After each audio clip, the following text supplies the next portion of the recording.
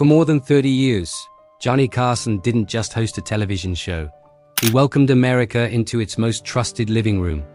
Night after night, behind the famous desk of The Tonight Show, Carson interviewed more than 22,000 guest nervous newcomers, established stars and legends who defined Hollywood itself.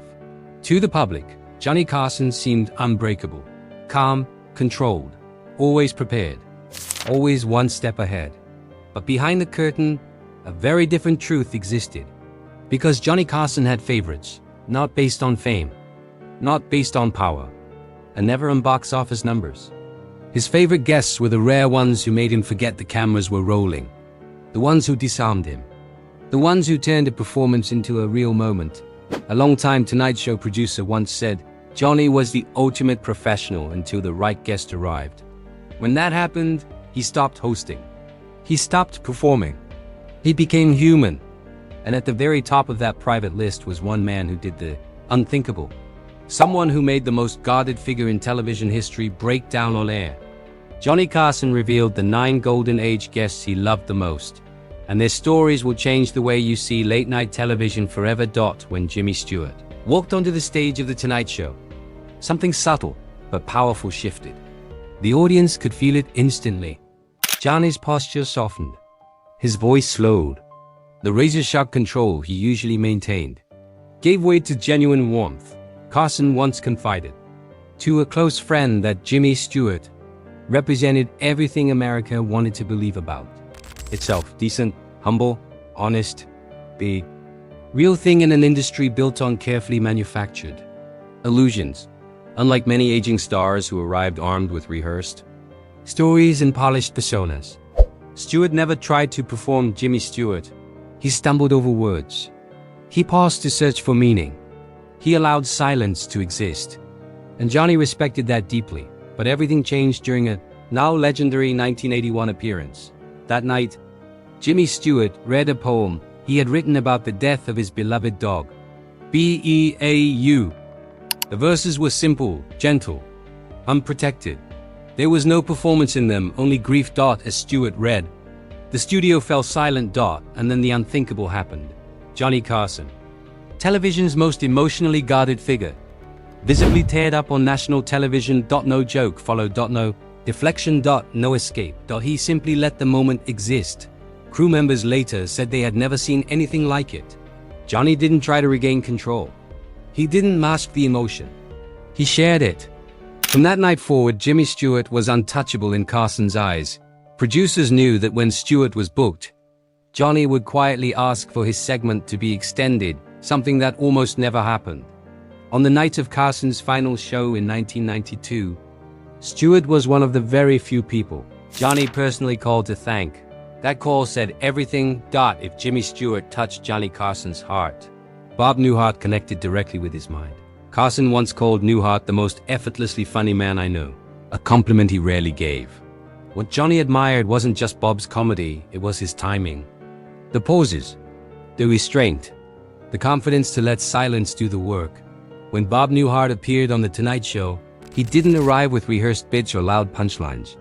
He arrived ready to talk, ready to listen, ready to build comedy in real time. Watching Johnny and Bob together felt like watching two jazz musicians who instinctively understood each other's rhythm. Johnny regularly broke his own rules for Newhart, letting segments run long, delaying commercial breaks, even signaling producers to keep rolling when Bob was clearly on a roll. But what truly sealed Johnny's respect was Newhart's humility. No entourage. No demands. No ego. Bob remembered crew members' names, thanked the makeup artists, spoke to pages like equals. Johnny noticed those things. Eventually, their professional relationship became personal. Johnny invited Bob to play golf, an invitation so rare it signaled real friendship. For Johnny Carson, that meant more than applause ever could. When Burt Reynolds appeared, predictability vanished. Viewers weren't watching an interview, they were watching a game. A playful battle of wits between two men who genuinely enjoyed trying to outdo each other. Reynolds understood something many guests never did. Late night television worked best when it felt alive. Burt didn't come to promote movies. He came to play. Water pistols hidden in jackets, shaving cream ambushes, Completely unscripted chaos.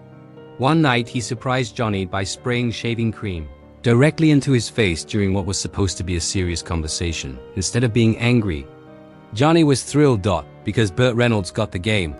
He could take a joke. He could give one back. When Johnny teased his box office failures or public romances, Burt laughed genuinely. Johnny had a test for guests. Could he tease them without them getting offended? Burt passed every time. Behind the scenes, Carson often used Reynolds as the example of how guests should behave. When nervous celebrities arrived, Johnny would tell them, "Just relax and have fun like Burt does."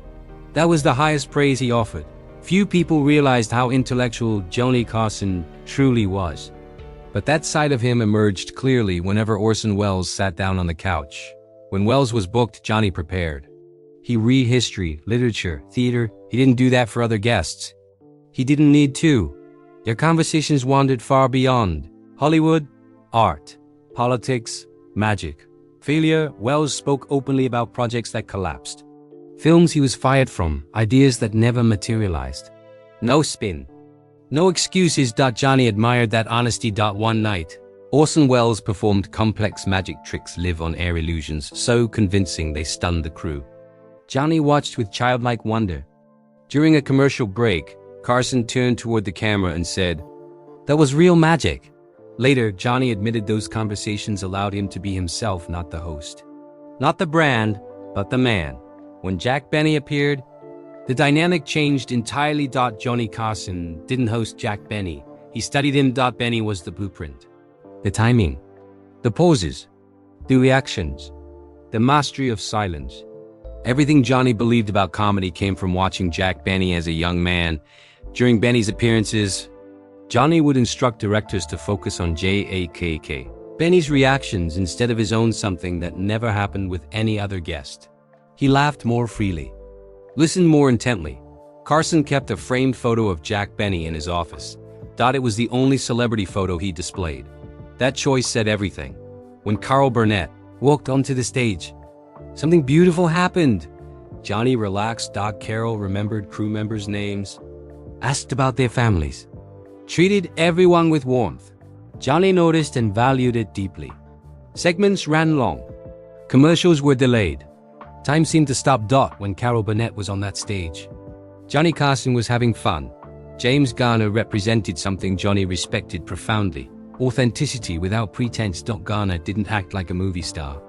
He talked about Hollywood the way regular people talk about work stories, about mistakes, friendships, frustrations, and laughs between takes. Off camera, he treated everyone the same: pages, producers, crew members. Johnny paid close attention to how guests behaved when they thought no one important was watching. When George Burns appeared, especially in his later years, Johnny Carson treated him like visiting royalty. George Burns represented longevity. Itself vaudeville, comedy, and entertainment history rolled into one. Somehow, he only grew funnier with age. Johnny Carson once said Burns was the only person in Hollywood who improved over time. During Burns' appearances, Johnny Carson would lean back and let him speak uninterrupted, a rare restraint. Offstage, Carson eagerly asked about performers from the 1920s and 1930s, absorbing every story. Burns cherished that respect, later saying, "If Johnny Carson likes you, you're bulletproof." When Lucille Ball appeared, television history seemed to pause. Johnny Carson laughed freely, listened intently, and honored her legacy. Surprising her with early screen test footage moved Lucy to tears before her trademark humor returned. Johnny Carson admired her brilliance as both performer and businesswoman, calling Lucille Ball the smartest mind in television.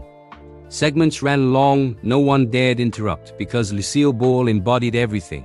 Johnny respected talent without arrogance, success without ego, and mastery of both art and business. In the end, Johnny Carson didn't admire perfection, he admired authenticity. Humility, timing, professionalism, truth. The guests who earned his respect never chased the spotlight, they shared it. And that's why decades later, these moments still matter. Because for a few minutes at a time, America didn't just watch television. It watched something real. If this story moved you, like the video, share it with a true TV fan. and subscribe for more legendary stories hidden behind the spotlight. Thanks for watching.